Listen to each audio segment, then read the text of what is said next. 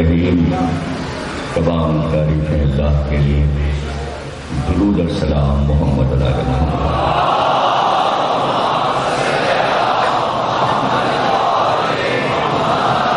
1433 ہجری کے شہ محرم کی 7ویں تقریر امام بارگاہ جہاں معصومین نیاب حضرات سماعت فرما رہے ہیں. ہم معرفت الہی پر گفتگو کر رہے ہیں. ایک خاندان جس نے اپنے آپ کو اللہ کے لیے وقف کر دیا. دنیا ان کے سامنے ہاتھ باندھے کھڑی تھی، لیکن وہ دنیا کو ازل سے ٹھکرا چکے تھے. ان کے لیے ایک سمت مقرر تھی اور وہ اس سرزمین پر اللہ کے نمائندے بن کر آئے تھے اور ان کو اللہ کے ہی کام کرنے تھے. ظاہر ہے کہ وہ محتاج لوگ جن کے ہاتھ پیر کٹے ہوئے تھے اور وہ دولت اور حکومت کو سب کچھ سمجھتے تھے، وہ تخت پر بیٹھ کر یہ سمجھتے تھے دنیا ہماری ہے. لیکن دنیا ان کی نہیں تھی، اس لیے کہ جب وہ مرتے تھے تو ان کے ہاتھ خالی ہوتے تھے اور ان کے سر قدموں میں ٹھوکریں کھاتے پھرتے تھے. وہ ڈھانچے اب بھی نظر آتے ہیں. اگر آپ چلے جائیں صحراؤں میں تو جسموں کی ہڈیاں نظر آ جاتی ہیں. اسی میں بڑے بڑے بادشاہ تھے. آپ دیکھیے کہ نمرود کا حشر کیا ہوا، فرعون کا حشر کیا ہوا، شداد کا حشر کیا ہوا، حامان کا حشر کیا ہوا. یہ دولت جمع کرنے والے لوگ تھے اور دولت پر ہی انسانوں کو خریدا کرتے تھے. لیکن یہ ایسے بادشاہ تھے کہ جو اللہ کے بوریے پر بیٹھے ہوئے تھے، اللہ کے بچھائے ہوئے فرش پر بیٹھے ہوئے تھے اور اللہ ان سے جو کچھ کہتا تھا وہی کرتے تھے. یہ اپنی مرضی کو شامل نہیں کرتے تھے. ان کے پاس سب کچھ تھا لیکن انہوں نے دنیا کی طرف مڑ کر نہیں دیکھا. تاریخ میں ان کو بنی ہاشم کہتے ہیں. یہ ہاشمی جنہیں اللہ نے اپنی نعمتوں سے سرفراز کیا تھا. کوئی بھی ایسی نعمت نہیں تھی اللہ کی طرف سے جو ان کے پاس نہ ہو. حسن اللہ نے ان کو دیا تھا، شرافتیں نجابتیں ان کو دے دی تھیں، شجرے کی بلندیاں ان کو عطا کر دی تھی. ماں باپ اور بھائی بہن کی طرف سے یہ عظیم تھے اور بلند رشتوں میں منسلک تھے. سب سے بڑھ کے اللہ نے ان کو 2 ایسی چیزیں دی تھیں جو ایک جگہ جمع نہیں ہوتی ہیں، لیکن یہاں اللہ نے اپنی دونوں نعمتوں کو یکجا کر دیا تھا. ایک طاقت شجاعت اور دوسرے طاقت شجاعت کے ساتھ علم عطا کیا تھا. شجاعت، طاقت اور علم ایک ساتھ اکٹھا نہیں ہوا کرتے، لیکن یہ واحد مثال زمانے میں ہے کہ بنی ہاشم جتنے عالم تھے اتنے ہی شجاع بھی تھے. شجاعت کی کم سے کم 2000 قسمیں ہیں. صرف یہ نہیں کہ اسلحے کے زور پر شجاعت کا اظہار ہو جائے، بلکہ بنی ہاشم نے شجاعت کے معنی بتائے کہ شجاعت کے سب سے پہلے جو معنی ہیں وہ یہ ہیں کہ دنیا میں کسی سے نہ ڈرا جائے، صرف اللہ سے ڈرا، صرف خوف الہی ہو تاکہ معرفت الہی ہو. تو اللہ نے ان کو یہ طاقت عطا کر دی تھی کہ صرف ان کو دیکھ کر دنیا کی طاقتیں لرزنے لگتی تھیں. عبد المطلب کے پاس کوئی بہت بڑا لشکر نہیں تھا، انہوں نے کبھی تلوار نہیں چلائی، لیکن سارا عرب جانتا تھا کہ یہ عرب کا بادشاہ بہت بہادر ہے. اور وہ آیا تھا طاقتیں لے کر، اسلحے لے کر، اور سب سے اہم چیز جو تھی وہ عربوں کے لیے عجوبہ تھی۔ عربوں نے کبھی ہاتھی نہیں دیکھا تھا، وہ نہیں جانتے تھے کہ کوئی جانور ہاتھی نام کا بھی ہوتا ہے۔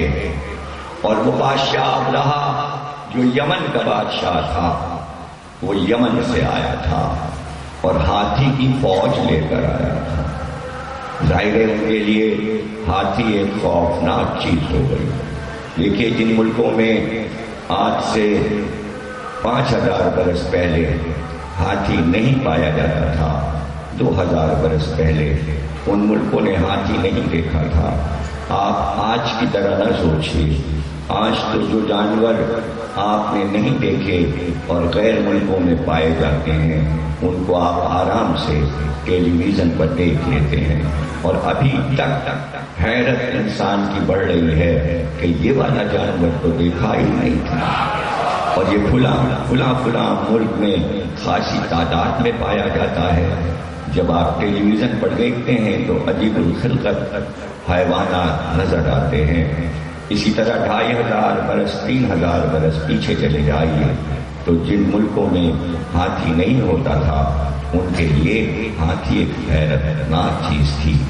جب سکندر اعظم یونان سے چل کر ہندوستان میں آیا تو اس نے جو عجیب چیزیں دیکھی تو وہ خط میں اپنے استاد ارسطو کو لکھ کر بھیجتا تھا اور کہتا تھا یہ درخت پہلی بار دیکھا، یہ جانور پہلی بار دیکھا، یہ مٹی پہلی بار دیکھی، تو اس کے نمونے ہم آپ کے پاس بھیج رہے ہیں، اور مسلسل اپنے استاد کو وہ چیزیں بھجواتا رہتا تھا۔ شاگرد کو معلوم تھا کہ استاد اگر یہ چیزیں نہیں دیکھے گا تو استاد کا علم نامکمل رہ جائے گا، تاکہ وہ اس کے اوپر ریسرچ کر سکے۔ جب سکندر نے پہلی بار ہاتھی دیکھا تو وہ بڑا حیران ہوا، اور اس نے جب ارسطو کو خط لکھا تو صرف یہ نہیں لکھا کہ ہاتھی بھیج رہا ہوں، بلکہ اس کی تفصیل لکھی کہ یہ اپنی سونڈ سے بڑے بڑے درخت اکھاڑ لیتا ہے، اس کے 2 دانت باہر کو نکلے ہوتے ہیں، وہ دکھانے کے دانت ہوتے ہیں، اندر کے جو دانت ہوتے ہیں ان سے بڑے بڑے درخت کے تنے کھا جاتا ہے، یہ بہت بھاری سامان اٹھا لیتا ہے، اس کے کان بہت بڑے بڑے ہوتے ہیں جن سے وہ اپنے جسم پہ پنکھا چل رہا ہوتا ہے، وہ ہاتھ کا کام سونڈ سے لیتا ہے، انسان اس کو سدھا لیتے ہیں، اس پر انسان بیٹھ سکتا ہے، اتنا قوی الجثہ جانور، اس کے بعد بھی انسان اس پہ حکومت کر سکتا ہے۔ یہ ساری تفصیل سکندر اعظم نے اپنے استاد ارسطو کو اپنے سفر نامے میں لکھ کر بھیجی۔ اب ظاہر ہے کہ یمن کے پاس ہاتھی کہاں سے آیا؟ اس لیے کہ یمن اور افریقہ آمنے سامنے ہیں، بیچ میں سمندر ہے، ادھر یمن ہے، عرب کے آخری حصے پر یمن ہے جو سمندر سے علاقہ مل جاتا ہے، اور سمندر پار کرے تو سامنے افریقہ ہے۔ افریقہ میں ہاتھی ہوتے تھے کشتیوں پر، یمن کے بادشاہ نے یمن افریقہ سے ہاتھی منگوائے تھے، اور اسی لیے منگوائے تھے کہ جب ہم یہ لے کر عرب میں جائیں گے تو عرب والے جو ہیں دیکھ کر خوف زدہ ہو جائیں گے۔ تو اب جانوروں میں سب سے زیادہ سپر پاور جو ہے وہ ہاتھی ہے، اور ابرہہ اپنے کو سپر پاور سمجھتا تھا، اس لیے وہ ہاتھیوں کو لے کر گیا۔ بڑے بڑے افریقہ کے ہاتھی تھے، قد آور تھے، چوڑے چکلے تھے، اور یوں بھی ہاتھی کو دیکھ کے خوف تو آتا ہی ہے۔ اب نہیں آتا، اب تو عام سی بات ہے کہ یہ ہاتھی زو میں بندھا ہوا ہے، ہم تک تو آئے گا نہیں، اور اگر کبھی تفریحاً اس پہ ٹکٹ لے کر بیٹھ گئے تو معلوم ہے کہ اس کو چلانے والا جو ہے وہ ہم کو بچائے گا، یہ ہاتھی ہمیں نقصان نہیں پہنچائے گا۔ وہ جنگل والے ہاتھی اور ہوتے ہیں، شہری ہاتھی اور ہوتے ہیں۔ جنگل میں کوئی چلا جائے اور ہاتھیوں کی فوج آ جائے تو پھر بچنا مشکل ہوتا ہے۔ تو ظاہر ہے کہ اس دور میں جب کسی نے ہاتھی نہیں دیکھا تو وہ ہاتھیوں کی فوج لے کے آیا۔ سب سے بڑا ہاتھی جو تھا اس کا اس کا نام اس نے محمود رکھا تھا، اور اس کے سونڈ پر لوہے کے جال سے ایک پوری چادر تیار کرائی تھی. اس کا ماتھا بھی لوہے سے بند تھا، سونڈ بھی لوہے سے بند تھی، لوہے کے پتھر لگائے گئے تھے، اس پہ ڈیزائن بنائے گئے تھے، تو وہ اور ہی عجیب الخلقت ہو گیا تھا. اور آتے ہی اس نے مکے میں خانہ کعبہ سے کچھ دور پڑاؤ ڈال دیا اور اپنا کیمپ لگا لیا، اور اس کیمپ میں ایک طرف اس نے اپنے سارے ہاتھی بندوا دیے، اور اس کے بعد اپنا پیغامبر بھیج دیا. اب ظاہر ہے کہ مکے میں پیغامبر جائے گا تو کس کے پاس جائے گا؟ تاریخ اس بات کو ہمیں سمجھائے کہ ابرہہ کو بھی یہ معلوم تھا کہ اس وقت عرب کا بادشاہ عبد المطلب ہے،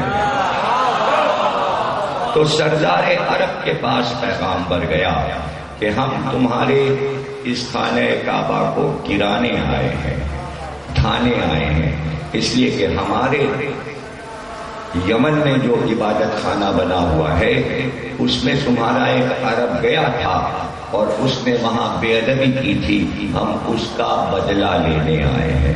اس نے ہمارے گھر کی توہین کی ہے، اب ہم تمہارے گھر کو ڈھا دیں گے، گرا دیں گے. اور اس کے ساتھ ہی جب کیمپ لگا بادشاہ کا تو بادشاہ کے آدمی گھومنے نکلے مکے کو دیکھنے. تو جب وہاں پہنچے کہ جہاں حضرت عبد المطلب کے جانور چرا کرتے تھے، اونٹ جو حضرت عبد المطلب کے تھے وہ صحرا میں چرتے تھے، ان کی نگرانی ایک آدمی کرتا تھا. ان سارے ابرہہ کے سپاہیوں نے وہ جتنے بھی اونٹ تھے 100-200 سب گرفتار کر کے اپنے کیمپ میں لے آئے اور بادشاہ سے کہا دیکھیے یہ عرب کا جانور ہے، آپ کے پاس ہاتھی ہے، ہم اونٹ بھی لے آئے اور یہ سب ہم لوگ لے کر یمن واپس چلیں گے. حضرت عبد المطلب کو پتہ چل گیا کہ ہمارے اونٹ جو ہیں وہ ابرہہ کے سپاہی ہکا کے لے گئے ہیں. حضرت عبد المطلب نے تیاری کی، سر پہ امامہ باندھا، دوش پہ ابا ڈالی اور تیار ہو کر تنہا اکیلے ابرہہ کے لشکر میں پہنچ گئے. اس طرف سے داخل ہوئے جس طرف اس کے سارے ہاتھی بیٹھے ہوئے تھے، اور اس میں جو سب سے بڑا ہاتھی تھا محمود، جس پر اس کو ناز تھا، جس کو اس نے لوہے کا خول پہنایا تھا، اسی لوہے کے خول سے اس کو کعبہ توڑنا تھا. ہاتھی اس پیشانی پہ جو لوہا بنا تھا اسی سے دھکے دے دے کر کعبے کی دیواروں کو گرانے کا ارادہ کر لیا تھا، یعنی پوری تیاری سے بادشاہ آیا تھا. وہ ہاتھی بھی بیٹھا ہوا تھا. جب عبد المطلب ادھر سے گزرے تو ایک بار وہ ہاتھی چیخا اور چیخ کر پورے قد سے اٹھا، اور اٹھنے کے بعد اس نے اپنی سونڈ اٹھا کر عبد المطلب کو سلام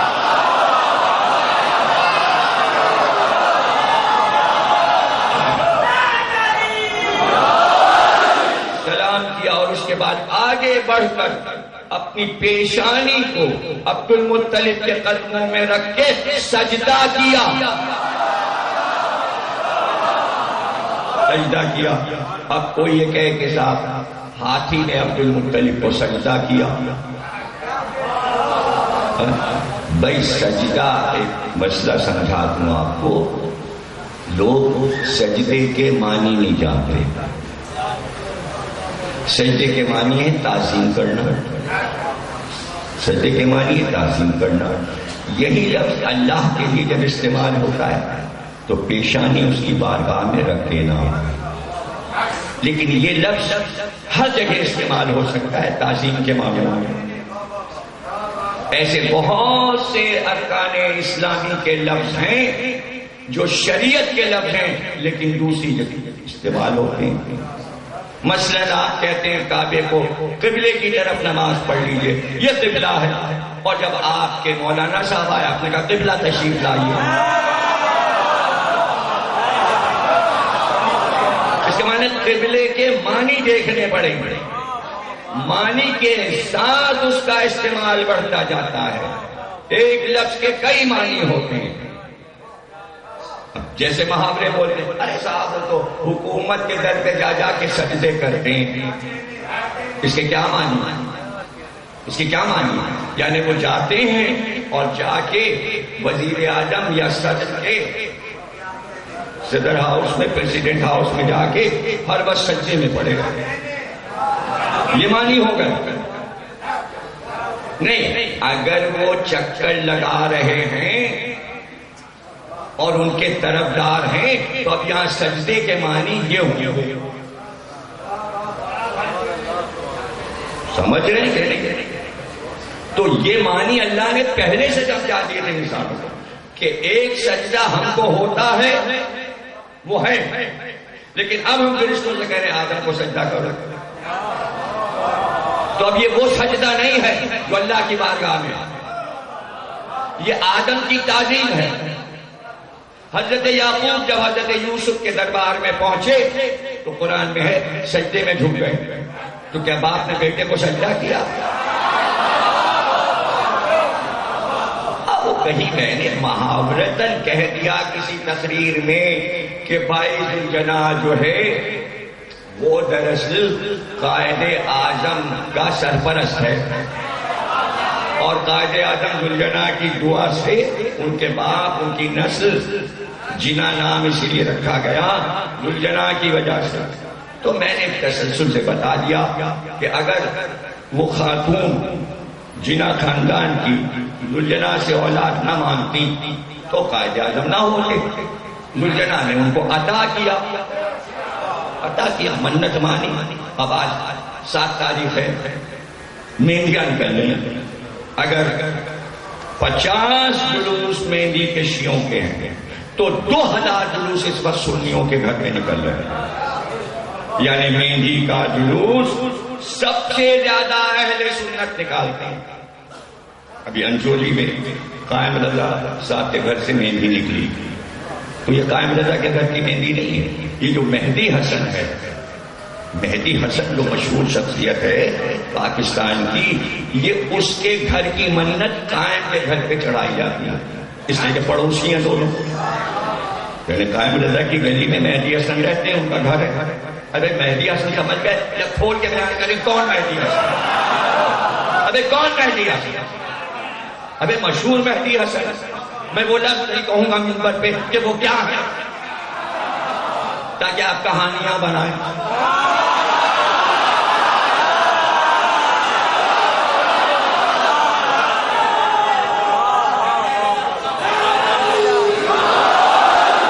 ایک مہدی حسن ہے، انہوں نے اپنے انٹرویو میں آج سے 30 برس پہلے یہ کہا تھا کہ ہمارے اماں کے یہاں 11 بیٹے ہوئے اور سب مر گئے، ایک بھی نہیں بچا۔ تو کسی نے میری اماں سے کہا کہ جب 7 تاریخ کو حضرت قاسم کی مہندی نکلے اس میں منت مان لینا، بیٹا بچ جائے گا۔ میری اماں نے منت مانی، میں بچ گیا، میں 12واں ہوں ان کا اور میں زندہ ہوں۔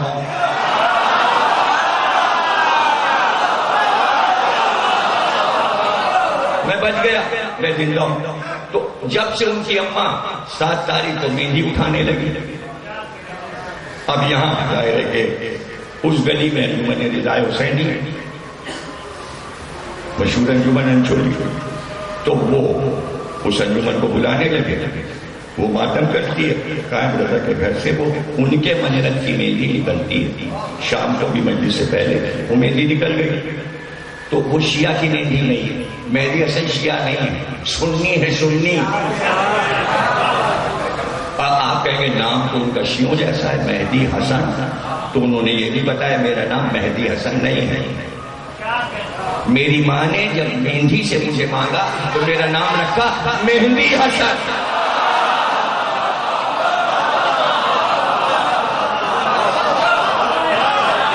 مہندی حسن، مہندی سے مہندی سمجھے نا؟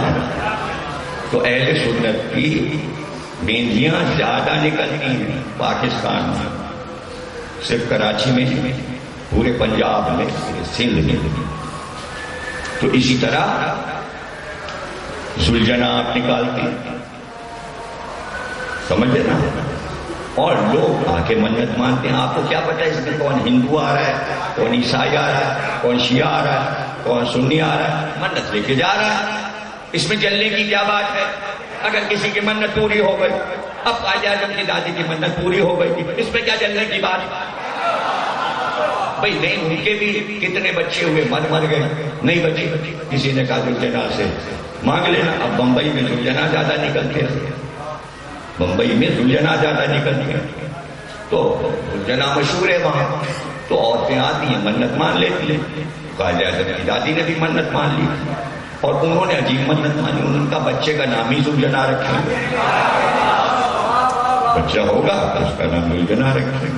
اس طرح جناب قائد اعظم دنیا میں آئے، اپنا پورا شجرہ لے گئے، اور وہ جو کہتے ہیں نا کہ جنا پونجا ان کے باپ کا نام تھا، یہ پونجا جو ہے یہ بھی گھوڑے کی ایک قسم ہے، اس لیے کہ جب سے منت آئی تھی ان کے باپ دادا کے یہاں گھوڑے کا کاروبار ہونے لگا، انہیں گھوڑے سے عقیدت ہو گئی، تو اگر ہو گئی تو کیا ہوگا؟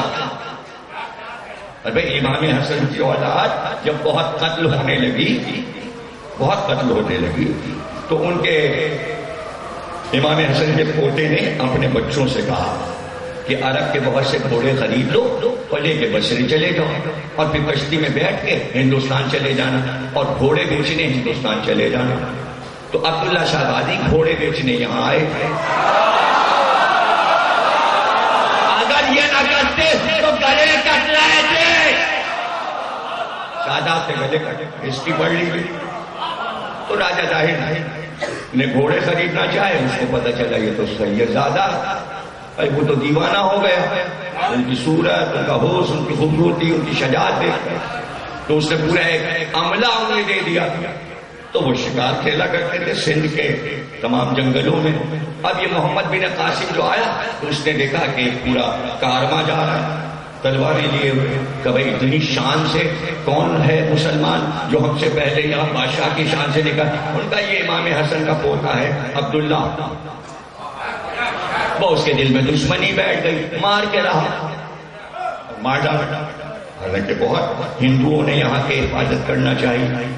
آج وہ قبر بنی ہوئی، اس قبر سے جا کے پوچھئے کہ عبداللہ شاہ غازی تمہیں ہندوؤں نے مارا کہ مسلمانوں نے مارا؟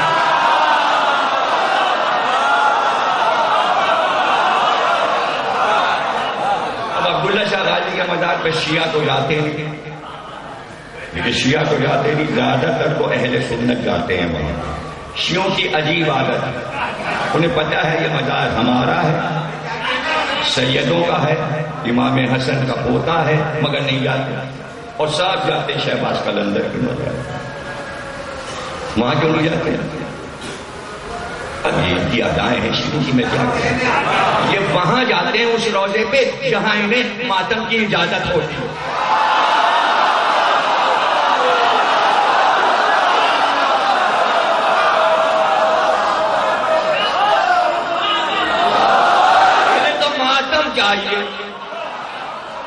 اب اسی سے چل مرو، ابھی کہاں کہاں حسد ہوگا، کہاں کہاں جلن ہوگی۔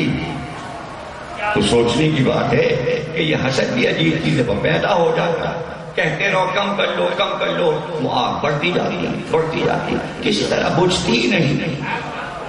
پتہ نہیں کون سا پانی ہے جو حسد کی آگ کے بجھائے گا، مجھے نہیں پتا۔ آیا اللہ نے وہ پانی ایجاد کیا ہے کہ نہیں؟ اگر ایجاد ہوگا تو ہم کو نہیں مانیں گے کہ سارا پانی حسد کی آگ پہ ڈال گا اور وہ بجھ جائے، لیکن آپ ہی بجھا سکتے ہیں۔ جب آپ ابراہیم والی آگ بجھا سکتے ہیں تو حسد کی آگ بھی بجھا سکتے ہیں۔ اور میں سمجھتا ہوں کہ 6 اور 7 کو آگ کا ماتم اس لیے ہوتا ہے کہ آپ اس آگ پر چل کے حسد کی آگ کو بھی پامال کر دیتے ہیں، کی آگ کو بھی پامال کر دیتے ہیں۔ تو کہنے کا مطلب یہ ہے کہ عبد المطلب وہاں پہنچے اور وہ سجدے میں گر گیا، اور سجدہ جو ہے یہ تعظیمی ہے۔ تو میں نے صرف یہ کہا تھا کہ بھئی قائد اعظم جو تھے وہ نہ پیدا ہوتے اگر ذوالجناح سے دعا نہ ہوتی، اور قائد اعظم نہ ہوتے تو پاکستان کون بنا تھا؟ تو اب پاکستان قائد اعظم کی وجہ سے بنا، قائد اعظم دنیا میں ذوالجناح کی وجہ سے آئے، یہ پورا ایک سلسلہ ہے۔ اس لیے ذوالجناح اصل چیز ہے، قائد اعظم اصل چیز نہیں ہے۔ اب میں نے کہہ دیا کہ مطلب اس کی جا کے تعظیم کروں، تو اب جیسے میں نے کہہ دیا جاؤ سجدے کرو، اب انہوں نے کہانی بنا لی، انہوں نے تو حکم دے دیا ہے سلجنا کو سجدہ ہو، سلجنا کے سامنے نماز پڑھی جائے، سلجنا کو اللہ مان لو۔ ارے احمقو، محاورے کو محاورے کی جگہ رکھو۔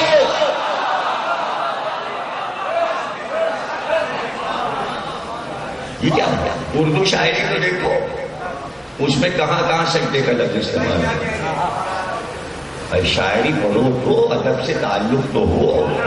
کیفی اعظم بہت بڑے شاعر تھے، انہوں نے اپنے مجموعے کا نام رکھا آوارہ سجدے۔ تو کیا سجدے بھی آوارہ ہوتے ہیں؟ نہیں، بلکہ انہوں نے یہ کہا کہ ڈکٹیٹرشپ کو جو سجدے کرتے ہیں، جو ظالم کو سجدے کرتے ہیں، وہ آوارہ ہوتے ہیں۔ ارے جب تک علم نہیں حاصل کرو گے، دین کی باریکیوں کو نہیں سمجھو گے، اور احمقانہ اعتراضات ہوتے رہیں گے اور آپ بچوں کو بہکاتے رہیں گے۔ خدا کا شکر ہے کہ بچے اس منزل پر آ گئے ہیں کہ خود علم کو سمجھنے کے لیے تیار ہو چکے۔ اب وہ محتاج نہیں ہے اسکول کالج اور مدرسوں کے، کمپیوٹر نے ان تک علم ان کے گھر میں لے جا کے رکھ دیا ہے۔ اگر علم کی خواہش ہے تو وہ سیکھتے چلے جا رہے ہیں۔ اب پورا ورلڈ بیٹھا ہوا ہے اور یہ مجلس دیکھ رہا ہے۔ کوئی ملک ایسا نہیں ہے، کوئی ملک ایسا نہیں ہے دنیا کا جو اس وقت مجلس نہ سن رہا ہو۔ جو علم کا خواہش کرے وہ آپ کو بھی دیکھ رہا ہے اور مجلس بھی دیکھ رہا ہے، مجلس سن بھی رہا ہے۔ اور زیادہ تر وہ بھی ہیں اس میں جو کبھی آپ کے ساتھ جہاں بیٹھتے تھے ترقی کر کے دوسرے ملکوں میں چلے گئے، تو وہ اور اس لیے دیکھ رہے ہیں کہ 4 معصومین میں ہم یہاں سنا کرتے تھے اور اب ہم وہ مناظر دیکھ رہے ہیں، ہم کو سب یاد آ رہا ہے۔ تو علم تو اس طرح پھیلتا چلا جاتا ہے، پھیلتا چلا جاتا ہے۔ تو علم اور شجاعت 2 چیزیں ساتھ بنی ہاشم کو دی گئی۔ جانور بھی جانتا ہے کہ جو یہ آیا ہے اس کے سامنے پیشانی رکھ دی جائے، اس کے سامنے پیشانی رکھ دی جائے۔ اب لوگوں سے ظاہر ہے کہ وہ باریکیاں اور نقطے نکالتے ہیں، تو لوگوں نے کہا کہ بھائی وہ جو عبد المطلب کو ہاتھی نے سجدہ کیا تھا اس کی وجہ یہ تھی کہ ان کی نسل میں آخری نبی محمد آنے والا تھا۔ اس میں حیرت کی کیا بات ہے؟ ہاتھی نے تو سجدہ کیا، گھبرانے کی کیا بات ہے؟ جب وہاں پوچھا گیا کہ اللہ نے آدم کو کیوں سجدہ کروایا تو یہی جواب امام نے دیا، پیشانی میں محمد کا نور تھا۔ وہ تو بہت دور تھا نور، ابھی اب تو قریب آئے۔ جس سال ہاتھیوں نے حملہ کیا اسی سال تو سرکار پیدا ہوئے۔ ایک عام الفیل یعنی سال کا نام پڑ گیا ہاتھیوں والا سال، سرکار کی ولادت کا سن لکھا جاتا ہے ایک عام الفیل۔ یعنی جب ابرہہ آیا ہے تو آمنہ کی پیشانی سے نور آسمان تک ساتے ہیں، عبداللہ کی پیشانی سے نور ساتے ہیں۔ وہی برس ہے، وہی سال ہے جس سال عبداللہ کی شادی ہوئی اور وہ دولہا بنے اور دن گزر رہے اور سرکار کی آمد ہے۔ تو سرکار کے دادا آئے ہیں، جانور کو معلوم ہے کہ آخری نبی یہاں آئے گا، اس گھر میں آئے گا اور یہ ان کا جد ہے۔ دوڑے اور بادشاہ نے کہا بھائی ہاتھی سارے جو ہیں وہ سجدہ ریز ہو گئے ہیں عبد المطلب کے سامنے۔ اب دیکھیے اسے حیرانی ہوئی کہ جو میں سپر پاور لایا وہی سجدے میں گر گئی، جس پہ ہمیں ناز تھا وہی یہاں جھک گئی ہے۔ تو وہ دیکھ کے اٹھا تو اور اس نے پوچھا آپ کیسے تشریف لائے؟ کہ تمہارے آدمیوں نے ہمارے اونٹ پکڑ لیے، ہمارے اونٹ واپس کرو۔ اس نے کہا آپ عرب کے بادشاہ ہو، تاجدار ہو، ہم تو سمجھے تھے آپ اس لیے آئے ہیں کہ آپ ہم سے کہیں گے ہمارے اس خدا کے گھر کو مت گراؤ، یہ ہمارا عبادت خانہ ہے، بلکہ آپ ایک مادی چیز اونٹ مانگنے آئے ہیں۔ کہ تو ہوش میں ہے؟ میں اونٹوں کا مالک، تو میں اپنی ملکیت جو تو نے غصب کی ہے مانگنے آیا۔ رہ گیا کعبہ، اس کا مالک کوئی اور ہے، وہ بچائے گا۔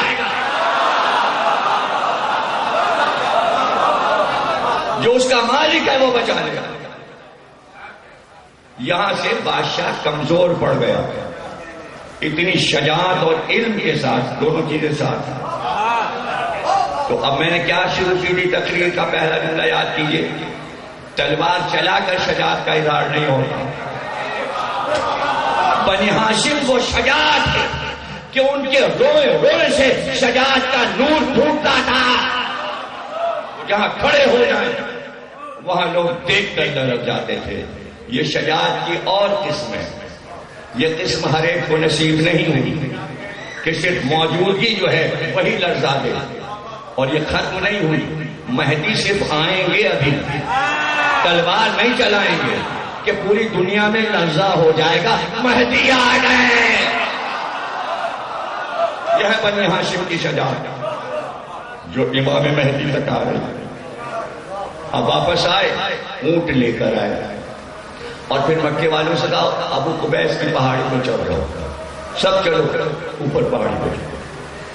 سارے مکے والے گھر خالی کر کے اوپر چلے گئے۔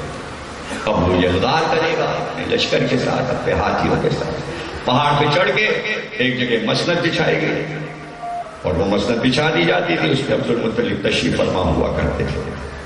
بیٹھ گئے، پھر تمام بیٹوں کو بلایا، سب آ گئے۔ اس کا کہا میرا بیٹا کہاں ہے؟ سب نے کہا ہے، کہا نہیں، عبداللہ کہاں ہے؟ فوراً بلائے گئے، تمہیں یاد کر رہے ہیں۔ یہ حمزہ سب سے چھوٹے ہیں، اور حمزہ سے عبداللہ بڑے حضور کے بارے، اور حمزہ بیٹوں کے سب سے چھوٹے۔ جناب عبداللہ آئے، جناب عبد المطلب نے کہا ذرا مشرق کی طرف جا کے دیکھو، آسمان پہ کچھ نظر آ رہا ہے۔ عبداللہ گئے، کہا نہیں بابا کچھ نہیں نظر آ رہا۔ کچھ دیر سر جھکائے بیٹھے رہے، تھوڑی دیر کے بعد کہا عبداللہ پھر جاؤ اور جا کر دیکھو مشرق کی طرف آسمان پہ کچھ نظر آ رہا ہے۔ جناب عبداللہ نے دیکھا، غور سے واپس آیا، عجیب کچھ سیاہ رنگ کے کالے کالے بادل ہیں جو اس طرف بڑھتے نظر آ رہے ہیں، جیسے لگ رہا ہے بادل آ رہے ہیں کالے رنگ کے۔ بس بے اختیار اٹھ کر کھڑے ہو گئے، کہا مدد آ گئی۔ ارے اب بھی اگر کوئی نہ مانے کہ یہ توحید کو مانتے تھے تو ابو جاہل کا کیا علاج ہے؟ اللہ سے رابطہ ہے، کہا ہے تو اس نے مدد بھیجی ہے نا۔ مدد آ رہی، کس کو بچانے؟ کعبے کو بچانے، کعبے کو بچانے کے لیے۔ کچھ دیر کے بعد پھر آپ نے کہا دیکھا، اب جو جا کے دیکھا کہ بادل نہیں، اتنے کروڑوں پرندے ہیں جو مل مل کے اڑ رہے ہیں، اور چھوٹے چھوٹے پرندے ہیں، اور ان کی تعداد کروڑوں ہے، اور وہ اب خانہ کعبہ کے اوپر چھا گئے، اور مکے میں اندھیرا پھیل گیا، اندھیرا پھیل گیا ہے۔ اس طرح سورج کی روشنی کو پرندوں نے روک لیا ہے، اور یہ ابابیل ہے۔ اس لیے ابابیل کے لیے رسول اللہ نے فرمایا کبھی ابابیل کو نہ مارنا، وہ سپاہی ہے اللہ کا جس نے اللہ کے گھر کو بچایا ہے۔ ابابیل، اور اب یہ پرندے ہر جگہ پائے جاتے ہیں، روزوں پر بھی ملتے ہیں، اور خانہ کعبہ میں بھی آپ کو ابابیل نظر آئیں گے۔ امام رضا کے روضے پر یہ چاندی کی طرح چمکتے ہیں، اور چکر لگائیں گے اور کھڑے ہو کے دیکھیے گا پورا گول کا گول آتا ہے، اور امام رضا کے روضے پر ایسے کر کے اور کھڑے ہو کے گنیے گا، 7 طواف کریں، گنتے رہیے گا کھڑے ہو کے۔ جب بھی جائیے تو ابابیلوں کو دیکھیے تو وہ 7 چکر لگاتے ہیں۔ اسی طرح کبوتر جو ہیں وہ گول کے گول 7 چکر پورے کر کے پھر جا کے کہیں بیٹھتے ہیں، جب بھی اڑیں گے پھر 7 چکر، پھر اڑیں گے پھر 7 چکر۔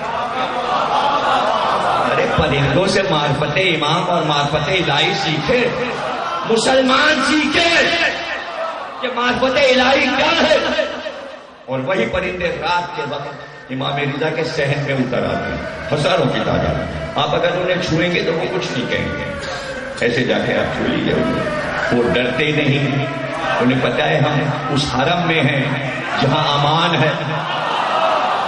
وہ خوفزدہ نہیں ہوتے. لوگ دانا ڈالتے ہیں راتوں کو بھی دن کو بھی. وہ چھوٹے چھوٹے پرندے. اور وہ رہتے کہاں ہیں؟ وہ رہتے روس میں ہیں. جب وہاں برف گرتی ہے تو وہاں سے چلتے ہیں امام رضا کی زیارت کے لیے. اور جب وہاں برف ڈھل جاتی ہے پھر یہ واپس ہو جاتے ہیں اپنے گھروں کی طرف آذربائیجان اور روس. اور پھر دوسرے موسم میں پھر واپس آتے ہیں. جب وہاں سردی پڑتی ہے تو خراسان آ جاتے ہیں. عجیب سفر ہے. صرف آپ زیارت کرنے نہیں جاتے ہو, دنیا کی مخلوق چلی جا رہی ہے. اور اب وہ پرندے آئے اور ہتھیار جو لائے تھے تو 3 ہتھیار ہر پرندہ لایا تھا. ایک چھوٹی سی کنکری چنے کے برابر چونچ میں تھی, منقار میں, اور اتنا ہی بڑا دانا ایک پنجے میں اور ایک دانا دوسرے پنجے میں. اور کروڑوں کے حساب سے جب انہوں نے خانہ کعبہ کا طواف کر لیا تو اب وہ دانے پھینکنا شروع کیے. اور وہ اتنی فورس کے ساتھ کے ہاتھیوں کو لگ رہے تھے کہ دوسرے دن جا کے دیکھا گیا تو ہاتھی نہیں تھے, بھوسا پڑا ہوا تھا. بھوسا پورا لشکر ابراہ کا خاک ہو گیا. اور وہ پرندے اب تک کام کر کے چلے گئے. اب بڑی طاقت سے اگر یہ کام کرایا جاتا, بہت بڑی طاقت سے, تو ابراہ نازا ہو جاتا. تو اللہ نے بتایا کہ جو بہت زیادہ سپر پاور ہو اس کو ہم ایک چھوٹے سے ہتھیار سے ختم کرتے ہیں. چھوٹا ہتھیار جو ہے وہ ہمارا بڑا بن جاتا ہے. لشکر یزید سپر پاور بن کے آیا تھا. حسین علی اصغر کو پامال کر دیا. ساری طاقت چکنا چور کر دی. تو بھائی بنی ہاشم کی شجاعت اس طرح کائنات میں واضح ہو گئی. کیا عبد المطلب, کیا جناب حمزہ, کیا جناب ابو طالب. حمزہ شکار کھیل رہے ہیں اور گھوڑے کو دوڑاتے ہوئے واپس ہو رہے ہیں. اور ایک کنیز نے روک کر لجام فرس کو پکڑ کر, حمزہ کچھ پتا ہے؟ تم تو صحرا میں چلے گئے تھے, تمہارے بھتیجے کے ساتھ کیا ہوا؟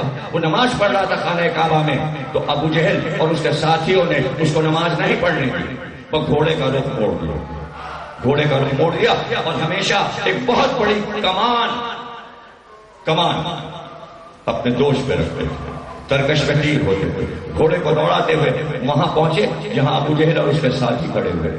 گھوڑے سے کودے, دوش سے کمان اتاری اور کمان کو ایک ہاتھ سے پکڑ کے اس کے سر پہ مارا. سر پھٹ گیا. یہ ہے شجاعت. تلوار نہیں, سپاہی نہیں, لشکر نہیں. ابو طالب محمد نے آ کے کہا دیکھیے میرے اوپر کیا پھینکا گیا ہے, میں ہمارا بھتیجا ہوں. کہاں چلو چلے. ابو طالب سارے اپنے بھائیوں کو, بھتیجوں اور بھانجوں کو لے کر اور وہیں پہنچے اور ایک سے کہا کہ 2 بازوؤں کے پاس جاؤ اور بازو پکڑ لو. اور 2 ہاشمیوں نے ایک کافر کے بازو پکڑ لیے. اور اس کے بعد ابو طالب ٹہلنے لگے اور پھر سرکار دو عالم سے کہا جاؤ یہی گندگی ان کے چہروں پہ ملو, سیاہی لگاؤ ان کے چہروں پہ. اور ابو طالب کھڑے ہیں, نگرانی ہو رہی. نہ لشکر کی ضرورت ہے, نہ فوج کی ضرورت ہے, نہ سپاہ صحابہ کی ضرورت ہے.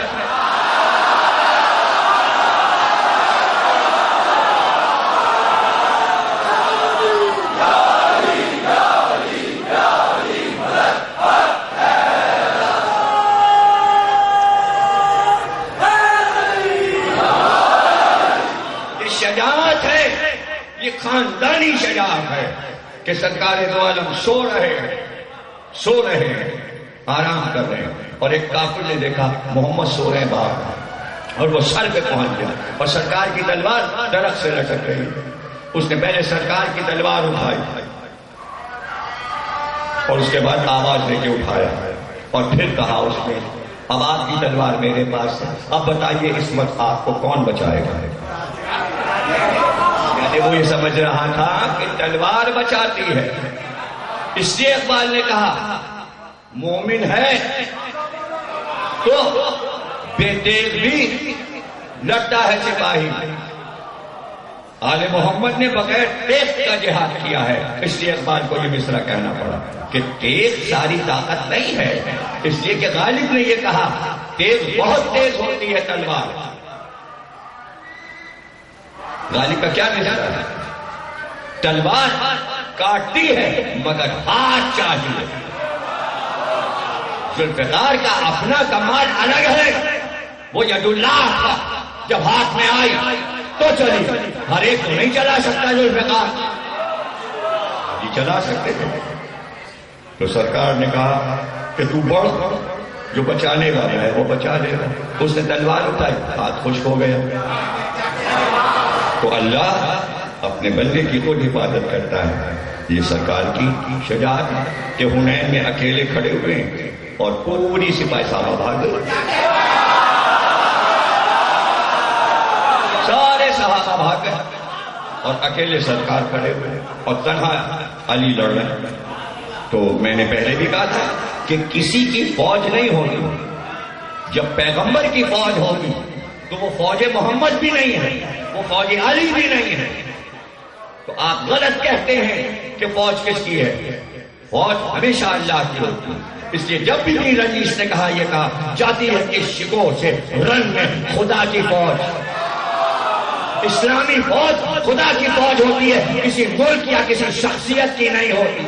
یا تو پھر آپ خدا کے لیے لڑ ہی نہیں رہے، شخصیت کی بات ہو رہی ہے، شخصیت کی فوج نہیں ہوتی ہے۔ یہی معرفت الہی کی کمی ہے، یہی معرفت الہی کی کمی ہے کہ لشکر ہمیشہ اللہ کا ہوتا ہے، اور اس کے لیے ضروری نہیں ہے کہ انسان ہو، ضروری نہیں کہ انسان ہو۔ کہا عبداللہ ابن عباس نے، یا علی شورا کمیٹی میں آپ جا رہے ہیں، سب وہاں جمع ہیں، سب آپ کے دشمن ہیں، آپ اکیلے میٹنگ میں جائیں گے، وہ سب آپ کو مار ڈالیں گے، وہاں آپ کے مارنے کا سامان کیا گیا ہے۔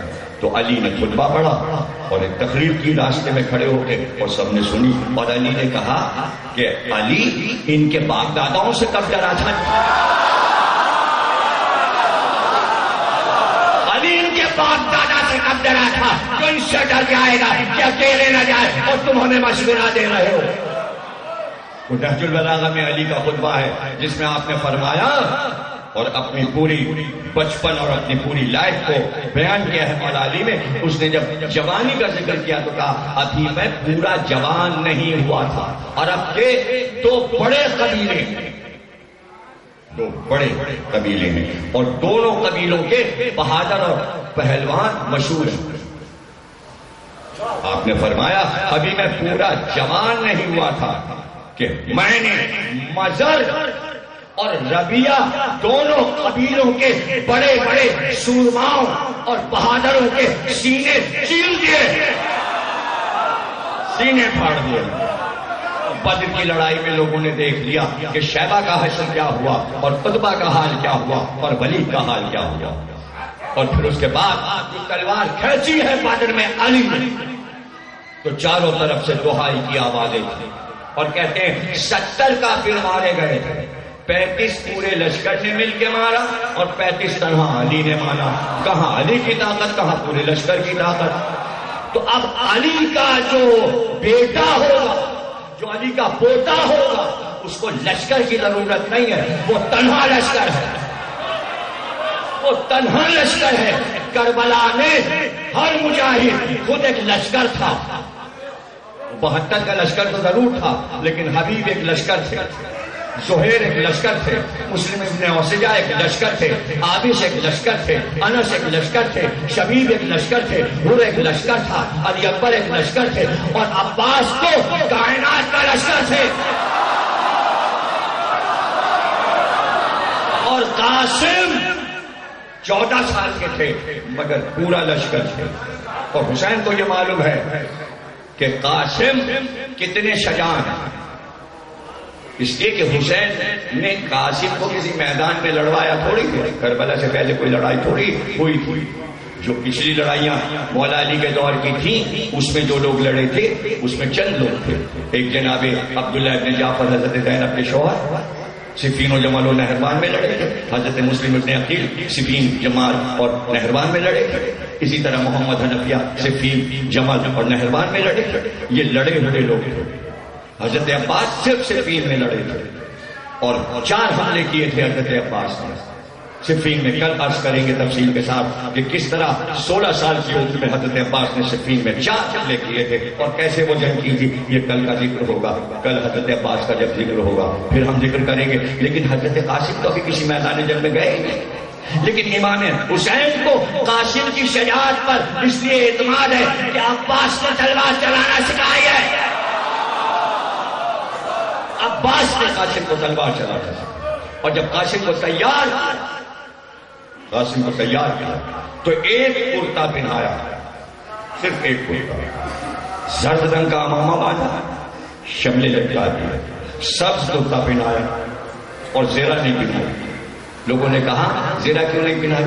کہ اس لیے کہ اس کے جسم پہ جو زیرہ صحیح ہو وہ بنتی ہی نہیں عرب میں. 14 سال کا تو بچہ ہے. زیرہ تو بڑے سپاہیوں کے لیے بنا کرتی ہے.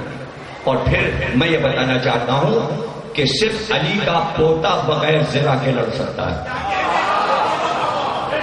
صفین کی لڑائی میں ایک کرتا پہن کر علی نے لڑائی کی تو مالک اشتر نے کہا مولا زیرہ پہن لیجیے. اچھا مولا نے زیرہ پہننا کب سے چھوڑی ہے؟ سن لیجیے. زیرہ پہنتے تھے مولا, زیرہ پہنتے تھے. جب عقد ہونے لگا جناب سیدہ سے اس وقت رسول اللہ نے پوچھا مال دنیا میں سے تمہارے پاس کیا ہے؟ حضرت علی نے کہا ایک تو تلوار ہے ذوالفقار, اور ایک گھوڑا ہے, اور ایک زیرہ ہے. تو رسول اللہ نے فرمایا گھوڑا تمہارے کام کا ہے, تلوار تمہارے کام کی ہے, زیرہ تمہارے لیے بیکار ہے, اس کو بیچ دو اور اپنا ولیمہ کر لو. علی نے زیرہ کا ولیمہ کروا دیا.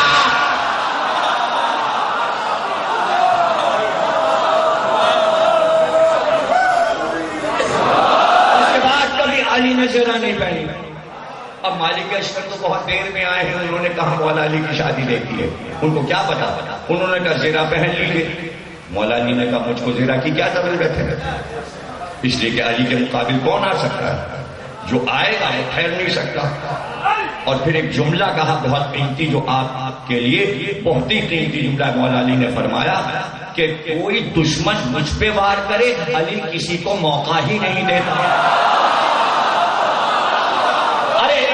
دیر تھوڑی بنی ہاشم کا شہزادہ دیر کرتا ہے کہ وہ پہلے وار کرے. جب وہ پہلا وار کرتا ہے تو یہ دفاع کے لیے تیار ہوتے ہیں. پہلا وار تیرا, یہ دفاع کے لیے تیار. اب کوئی دوسرا دھوکے سے وار ہو جائے یہ علی کے ساتھ ہو ہی نہیں سکتا. تو مالک اشتر نے کہا ٹھیک ہے, سامنے سے تو کوئی آپ کے اوپر وار نہیں کر سکتا, لیکن اس سے اگر کوئی آ گیا تو علی نے کہا اس دن کے لیے علی زندہ نہ رہے کہ دشمن آ جائے. یعنی علی اتنے باخبر رہتے تھے کہ ادھر گھوم کر بھی نہیں آ سکتا. شب ہجرت ابھی علی نے تلوار چلانا شروع نہیں کی, ابھی تلوار چلانا نہیں شروع کی. شب ہجرت سارے کافر گھس آئے گھر اور سب نے تلواریں تان لی علی کے اوپر. اس وقت تو علی ابھی 21 برس کے ہیں. اور ابو البختری جو بہت بہادر تھا, بہت بہادر تھا, اس نے پیچھے سے ایسے تلوار کا وار کیا کہ علی کا سر کٹ کے گر جائے. اور سامنے علی ابو جہل سے باتیں کر رہے تھے اور پیچھے سے وار آ رہا ہے. ادھر وار چلا, ادھر بات ہو رہی تھی کہ علی نے الٹا ہاتھ گھما کے اب تو مارا.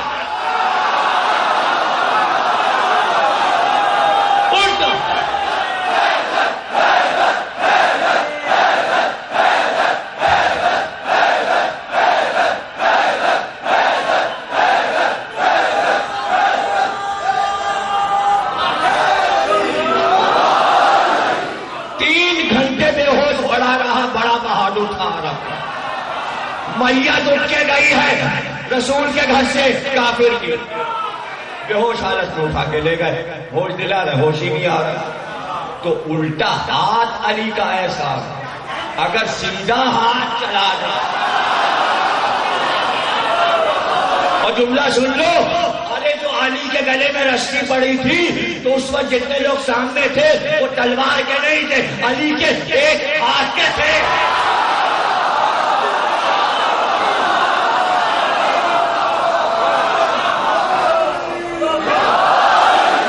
چھوڑ دیا تو چھوڑ دیا, چھوڑ دیا تو چھوڑ دیا.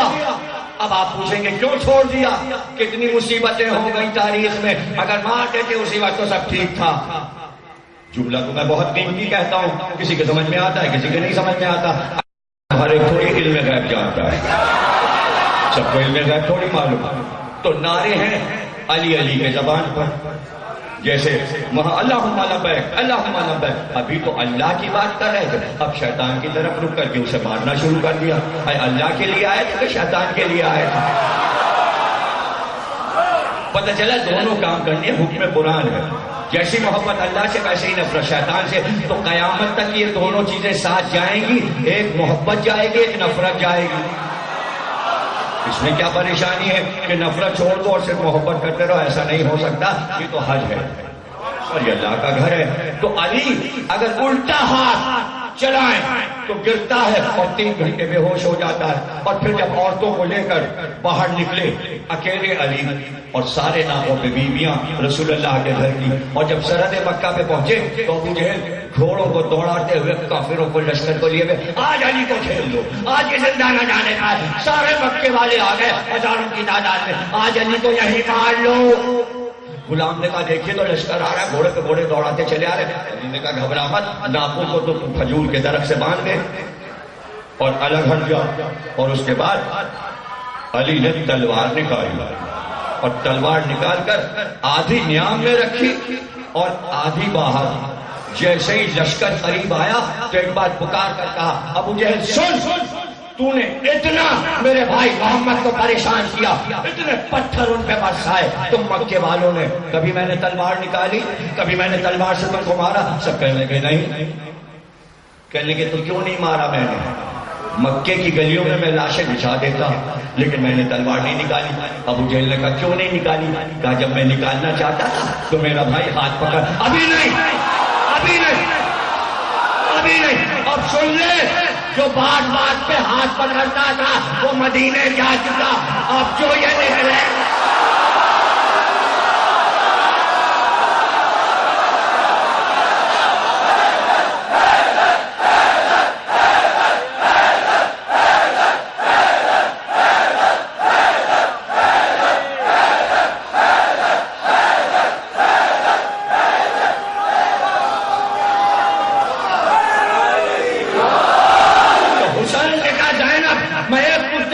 کو بھیج رہا ہوں تاکہ لوگ دیکھیں کہ اس گھر کا 14 سال کا بچہ لڑتا کیسے ہے. یہ اسی طرح لڑے گا جیسے علی بدر میں، احد میں، خندق میں اور خیبر میں لڑے تھے. اور ایک بار آتے ہی رجز پڑا، میں ابو طالب کا پوتا ہوں، میں ہاشمی جوان ہوں، ابھی میری عمر 14 سال ہے، میں پورا جوان نہیں ہوں، میں علی کا پوتا ہوں، میں سید نساء العالمین کا پوتا ہوں. اور میرے چچا حسین ہیں جو جنت کے جوانوں کے سردار ہیں، اور میرے باپ جنت کے جوانوں کے سردار ہیں. حسن مصطفیٰ کی تعریف کی، رسول خدا کی تعریف کی، امام حسین کی تعریف. اب کوئی آگے نہیں بڑھتا اور بار بار قاسم کہنے بھیج، عمر ساتھ کسی کو بھیج. اور جاتے ہی کہا شرم نہیں آتی تجھ کو؟ تو یہ چتر کے نیچے سائے ہے اور وہ حسین دھوپ میں کھڑے ہیں، تجھے شرم نہیں آتی؟ نبی کا نواسہ دھوپ میں کھڑا. اور جملہ کیا کہا؟ او والا تجھے نا، ارے اب تو غصے میں کسی کو بھیج دے. جو کہنا تھا قاسم کو کہہ دیا. عمر سعد نے کسی کے کان میں کچھ کہا کہ جا اور جا کے کہہ دے وہ خیمے میں اینڈ رہا ہے، وہ ارزل پہلوان، اس کو شام سے لایا گیا تھا تاکہ عباس کے مقابل آئے، لیکن یہ جو بچہ آیا ہے، یہ رجس جو پڑھا ہے تو لگتا ہے عباس آ گئے یا علی آ گئے. اس سے کو تیار ہوا، وہ اپنے فوج اور زیرہ سب ڈالی رکھی تھی، تلوار الگ. اس نے کہا کیوں کہ عباس آ گئے؟ پیغمبر نے کہا نہیں، عباس نہیں آیا، حسن مصطفیٰ کا بیٹا آیا، حسین کا بھتیجا آیا. کہا تو بچے کے مقابل میں جاؤں گا؟ کہا اس کا حکم ہے سپہ سالار کا، تجھے چلنا پڑے گا. جلدی سے گوشت پہنا، زیرہ پہنی اور لوہے میں نہایا ہوا، اور جب ڈیل ڈالا اس پر سے لوہے کا پھول اور لوہے کی زیرہ اور دستانے لوہے کے اور بازو بند لوہے کے اور تلوار لے کر گھوڑے پہ بیٹھ کے. اب جو آیا تو 4 بیٹے جوان برابر کے تھے. اس نے آتے ہی عمر سعد سے کہا تیری مجال کے تو نے مجھے بلا لیا، تجھے معلوم ہے کتنا بہادر ہے؟ کتنی تلوار میں نے چلائی ہے اور کتنوں کو میں نے زیر کیا ہے. میں اس بچے سے لڑ کر اپنا نام مٹا دوں؟ تو میری بدنامی چاہتا ہے. دیکھ میرے یہ چاروں بیٹے میری طرح باہر ہو رہا ہے، اس میں سے ایک جائے گا، اس کا سر کاٹ کے لیے آئے گا. بیٹے کو کہا بڑے بیٹے کو جا اس کا سر کاٹ کے لیے آئے. وہ چلا آیا، مقابل میں آیا. آ کر اس نے آتے ہی قاسم پہ نیزے کا وار کیا. پہلا وار قاسم نے تلوار نکالی، اس کے نیزے کو کاٹ دیا. نیزے کو ٹکڑے ہو گیا. اس نے پھر تلوار نکالی. اب جو تلوار چلائی، پہلا وار کیا قاسم نے، تلوار پہ تلوار کو روکا، تلوار بھی ہاتھ سے چھوٹ گئی. جب تلوار چھوٹ گئی تو ایک بار قاسم نے اپنے گھوڑے کو کعبہ دیا اور کعبہ دے کے اس کے قریب آئے. اور قریب آ کر قاسم نے پہلے ہی دیکھ لیا تھا کہ اس کے خود سے بڑے بڑے بال باہر نکلے ہیں. قاسم نے آگے بڑھ کر اس کے بالوں کو پکڑا اور پکڑ کے ہاتھوں میں لپیٹا اور لپیٹ کے گھوڑے کو تیز دوڑا دیا. اب وہ گرا اور قاسم کے ہاتھ سے چھوٹا، اسی کا رہوار اس پہ چڑھ گیا. اس لیے کہ گھوڑے کا جدھر رخ تھا وہ ادھر گرا تھا، وہ ختم ہو گیا. قاسم پھر کھڑے ہو گئے اپنے گھوڑے میمون پر تن کے اور عرض سے کہا بھیج کسی اور کو بھیج. اب تو اس کو آیا غصہ کہ پہلا بیٹا مارا گیا. اس نے دوسرے بیٹے سے کہا تو جا. وہ چلا آیا، قریب آیا، اس نے بھی وار کیا. قاسم نے اس کے وار کو بھی رد کیا. وہ بار بار نیزوں کا وار کر رہا اور قاسم نے اپنا نیزہ نکال لیا اور اپنے نیزے سے اس کے نیزے کی نوک کو گھماتے تھے، یہاں تک کہ اس نے سینے کی طرف وار کیا. جب نیزہ آ رہا تھا تو قاسم نے صرف ہاتھ بڑھایا، نیزے کو رکھ لیا اور ہاتھ بڑھا کر جب انی قریب آ گئی تو دونوں انگلیوں کے بیچ میں انی کو نیزے کی لے کر انگلیوں کو باندھ کیا اور اب گھمانا شروع کیا. اب گھمانا شروع، جیسے جیسے نیزہ گھوما اس کی کلائی گھومنا شروع ہوئی، ہاتھ مڑا نیچے گرا. قاسم نے بتایا کہ 2 انگلیوں سے میرے دادا نے بڑے صاحبہ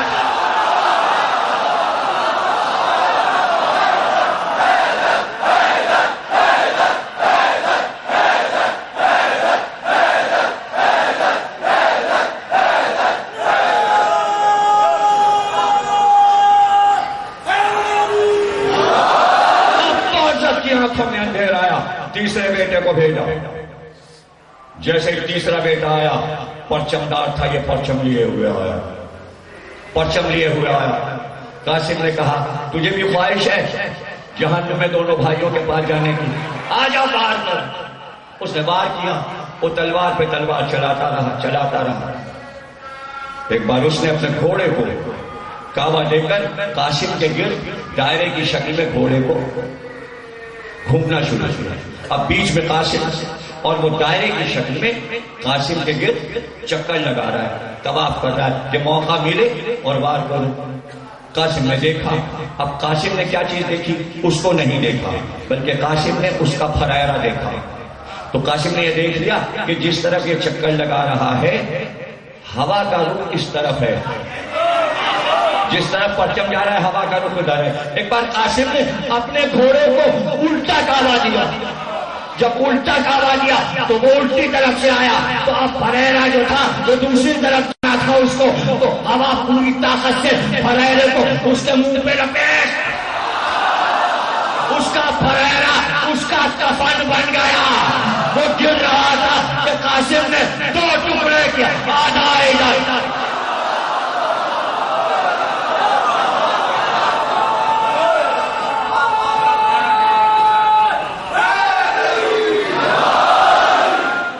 بہت تھکاوٹ، 3 مجلسیں پڑھتا ہوں. میرا ارادہ نہیں تھا کہ میں حضرت قاسم کی لڑائی پڑھوں گا، اس کے لیے طاقت کی ضرورت ہوتی، لیکن تم لوگوں نے مجھے مجبور کر دیا. تمہارا جوش، تمہاری ولا، تمہاری محبت، تمہارا چہرہ، تمہارا حسن، تمہاری خوبصورتی، تمہاری امام حسین سے محبت، میں مجبور ہو گیا میں اپنے بھائیوں کو مایوس نہ کروں. 14 سال کے بچے کی لڑائی سناؤں تاکہ ایک ایک ماتمدار ماتم کرنے میں تھکے نہ بلکہ آستینے چڑھا کے قاسم کا لاشا اٹھائے. چوتھا آیا اور اس نے رجس پڑھا اور وہ گالیاں بکتا ہوا ہے. چونکہ گالیاں بک رہا تھا، غصے میں 3 بھائیوں کی موت. تو قاسم نے نیزہ اٹھا کر وہ سمجھا قاسم وار کر رہے ہیں میرے سینے کی طرف، سیدھے قاسم نے نیزے کو اس کی دہن میں ڈالا، زبان چھد گئی۔ یہ ہے تیری سزا، آل محمد کو برا کہنے کی سزا۔ اور نیزے سے ہی گرایا، دہن میں نیزہ رہا اور نیچے گر گیا۔ گرتے گرتے قاسم نے 2 ٹکڑے کیے۔ اب تو ارزق چڑھاڑتا ہوا آیا، کون ہے جس نے میرے بیٹوں کو مارا؟ کون ہے جس نے میرے بیٹوں کو قتل کیا؟ پھر رجس پڑا حضرت قاسم، ارزق مقابل آئے اور کہا میں وہ ہوں کہ پہلے بار میں اپنے دشمن کا خاتمہ کر دیتا ہوں۔ کہ بڑی بڑی باتیں نہ کر، گرجے ہیں جو بہت برستے نہیں کبھی،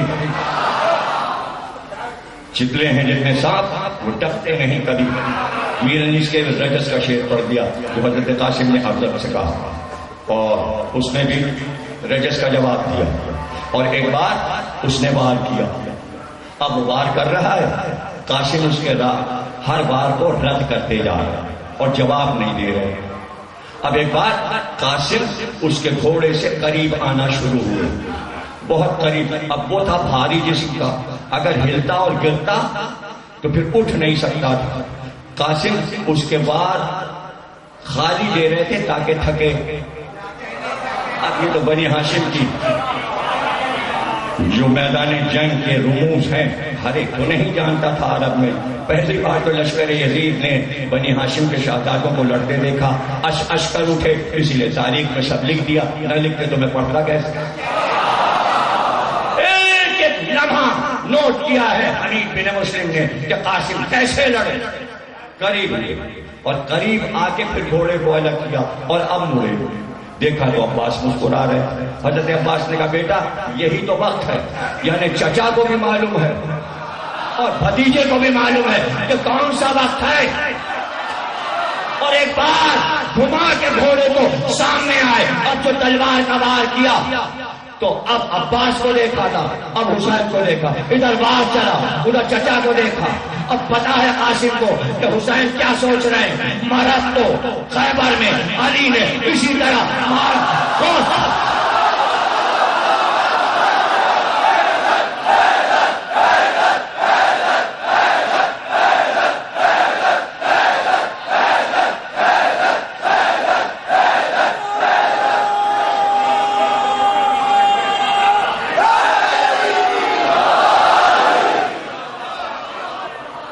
حسین عباس اور علی اکبر جنگ دیکھ رہے تھے اور بیویاں درے خیمہ پر، بیویاں درے خیمہ پر۔ حضرت زینب چہرے حسین کو دیکھ کہ چہرے پر سرخی ہے اور مسکراہٹ، اور وہی وقت ہے کہ جب حسین نے کہا تھا زینب علم فروا سے کہو جو پہلوان مقابل آیا ہے قاسم کے، دعا کریں کہ میرا بیٹا فتح یاب ہو جائے۔